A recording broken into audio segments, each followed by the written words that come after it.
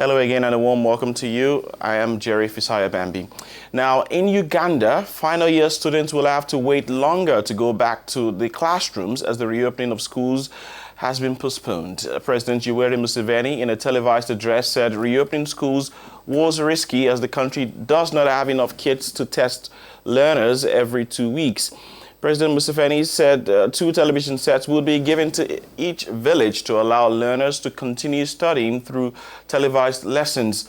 Also, public transport operators have been allowed to resume operations, but at half capacity. Motorcycles, taxis are still not allowed to carry passengers but can ferry goods. Churches, mosques, bars, nightclubs and gyms will remain closed for another 21 days, and the dusk to dawn curfew is still on for another 3 weeks. So we take a look at Uganda's coronavirus fight. Where is it at? What is working and what is not? With us from Kampala on the program is Ronald, our journalist, Ronald Kato. Ronald, good to have you with us on the program. Thank you for having me, Jerry. President Museveni gave an address last night, and I already shared some of what he talked about. But tell us, Ronald, what stood out here? Any surprise to Ugandans? Well, Jerry, President Museveni's speech came at an interesting time. Many expected him to further ease the lockdown, and he did. People have begun flouting the lockdown rules anyway, and extending it beyond Monday would have been a hard sell. He directed for public transport, that's buses and minibuses, to resume operations beginning June 4th, although carrying a smaller number of passengers. Shopping malls and other commercial buildings were also allowed to reopen while emphasizing social distancing measures. The wearing of face masks in public places was also made mandatory.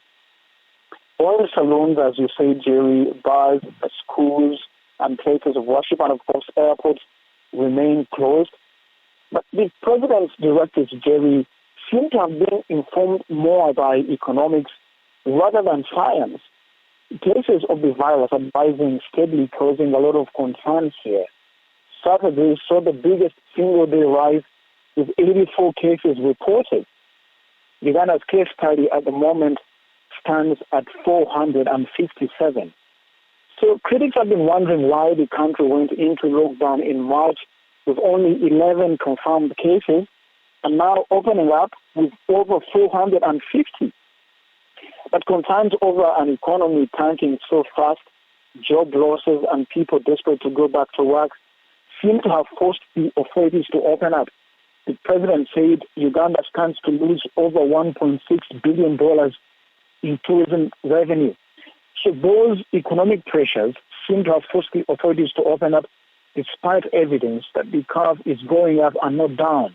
So there's worry from the authorities that even before Uganda registers its first coronavirus casualty, the economy, if kept closed, could become the virus's first victim. On Monday, Jerry brought even more worrying news. 7 healthcare workers infected with the virus, so there is concern about the lack of adequate protection and safety for those on the front line, and what care will be like for patients now that healthcare workers themselves are coming down with the virus, Jerry. And that surely must be a source of concern there. If those who should be caring for the sick are themselves getting infected and sick. Ronald, Mr. Museveni also directed that schools remain closed as it is difficult to observe social distancing in school environments. Parents and teachers actually had thought that schools will resume this week, but the reopening has now been pushed to another month. What are the implications of this decision? Absolutely, Jerry. There remains a lot of uncertainty about what will happen to the school year, about what schools must do going forward. But as an exception was made for finalists or students who will be writing their critical exams in the coming month. And there seems to be a lot of understanding from the public for that decision. There hasn't been any outrage over it. Many parents are openly against the resumption of school at the moment. Some schools have introduced online lessons to engage their learners during the lockdown period.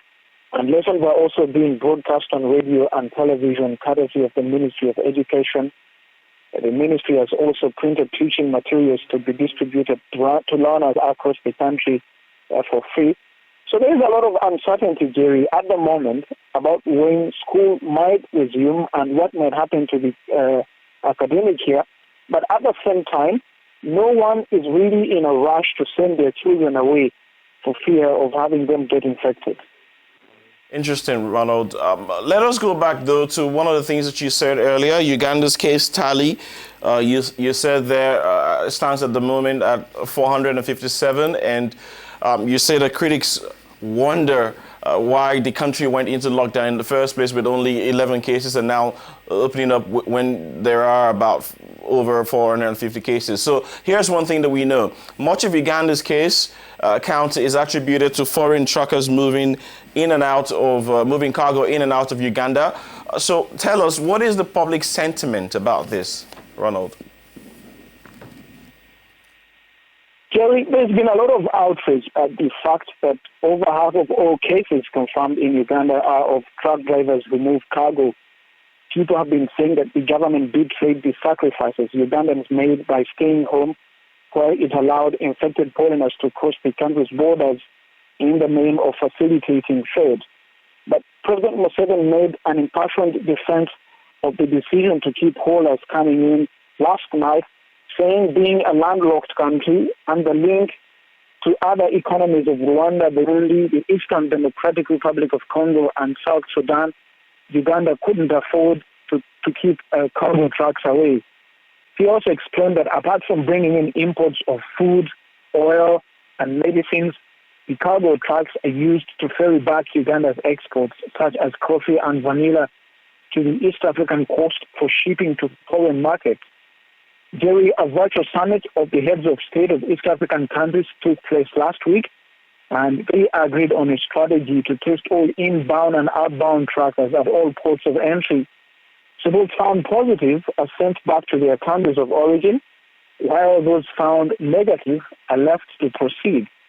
But there have been issues with the testing facilities and capacity at these points of entry. Many drivers spend days without being tested, and even after testing, they have to wait days for the results. As a result, there's been so many trucks waiting to come in and out, and that created a lot of anger on the side of the truck drivers. Also, Jerry, 2 members of parliament from northern Uganda were arrested Monday. They staged a protest to accuse the government of deliberately wanting to keep the region in a perpetual lockdown by keeping the border with South Sudan. That border post is known as a Legu, which has recently been responsible for most of the virus cases open. Jerry?